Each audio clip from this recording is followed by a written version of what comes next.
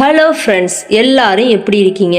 இன்னைக்கு இந்த வீடியோ யாருக்குன்னு கேட்டிங்கன்னா, ஒருத்தரை மனசார நேசித்து உயிருக்கு உயிராக காதலிச்சு இன்னைக்கு ஏதோ ஒரு சூழ்நிலையால் அவர் பேசாமல் போயிருக்கலாம். தினமும் ஒவ்வொரு நொடியும் அவரை நினச்சி உருகிக்கிட்டு இருக்கவங்களுக்கு தான். அவர் எப்படியாவது திரும்பி வந்துடுவாரா? இந்த நிமிஷம் என்ன நினைப்பாரா? என்னைக்காவது நான் இல்லாமல் அவரும் என்ன மாதிரி மிஸ் பண்ணி அழுவாரா? என்னோட மெசேஜை படிச்சிருப்பாரா? இப்படி விடை தெரியாத 1000 கேள்வியோட மனசுக்குள்ள ஒரு பெரிய பாரத்தை சுமந்துக்கிட்டு வாழ்ந்துட்டு இருக்காங்கல்ல, அவங்களுக்கு தான் இந்த வீடியோ. கொஞ்சம் உண்மையாக யோசிச்சு சொல்லுங்க.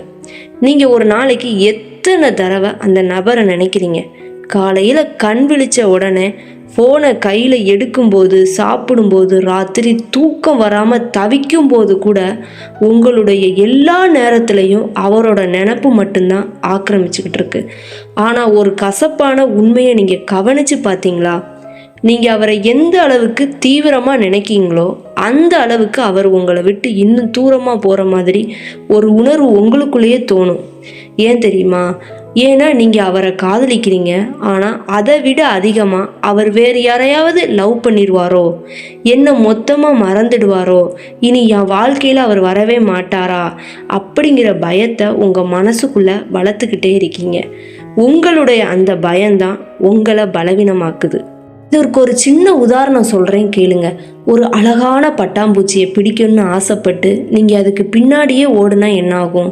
அது பயந்து போய் இன்னும் வேகமாக உங்களை விட்டு தூரமாக பறந்து போயிடும்.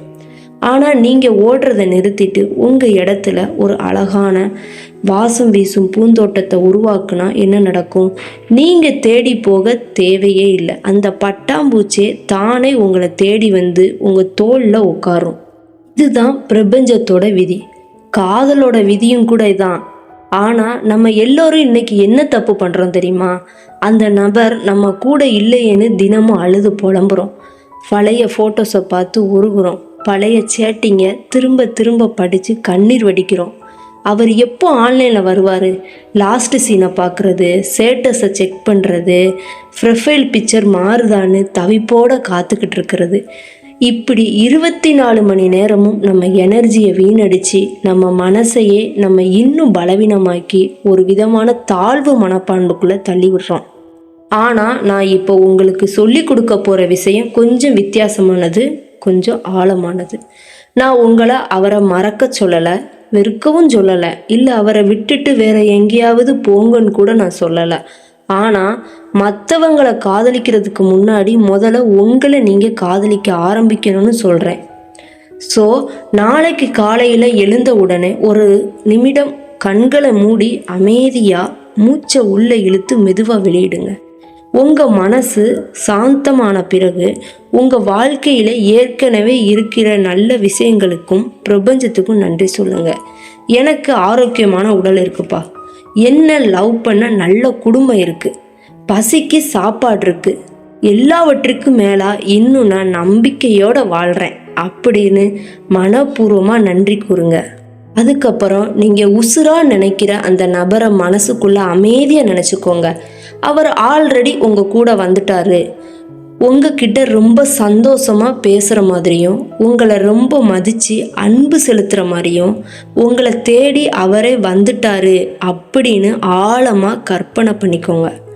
அது இன்னும் நடக்கலைனாலும் பரவாயில்ல, அது நடந்தால் எவ்வளோ மகிழ்ச்சியாக இருக்குமோ அந்த உணர்வோடு முன்கூட்டியே பிரபஞ்சத்துக்கு நன்றி சொல்லுங்கள். இங்கே தான் ஆனால் நிறையா பேர் தப்பு பண்ணுறாங்க. நான் நினச்சிட்டேன், ஆனால் அவர் இன்னும் வரலையே, இன்னும் மெசேஜ் பண்ணலையே, இன்னும் எதுவுமே மாறலையே அப்படின்னு அவசரப்படுறாங்க. யோசிச்சு பாருங்க, ஒரு செடிக்கு விதை போட்ட உடனே அடுத்த நிமிஷமே பழம் வரணும்னு எதிர்பார்ப்பது எப்படி? அந்த விதை வேர் விட்டு செடியாகி மரமாகி பழம் கொடுக்கறதுக்குன்னு ஒரு கால அவகாசம் தேவையில்லையா? அதே மாதிரி தான் பிரபஞ்சத்தில் சில விஷயங்கள் மாறுறதுக்கும் கொஞ்சம் நேரம் தேவைப்படும். அதனால் ஃப்ரெண்ட்ஸ், இனிமேல் கவலையை விட்டுட்டு காலையில் ஒரு தடவை, மதியம் ஒரு தடவை, இரவு தூங்குறதுக்கு முன்னாடி ஒரு தடவைன்னு மொத்தம் 3 தடவை இந்த நன்றி உணர்வை வெளிப்படுத்துங்க. முதல்ல உங்கள் வாழ்க்கைக்கு நன்றி சொல்லுங்க.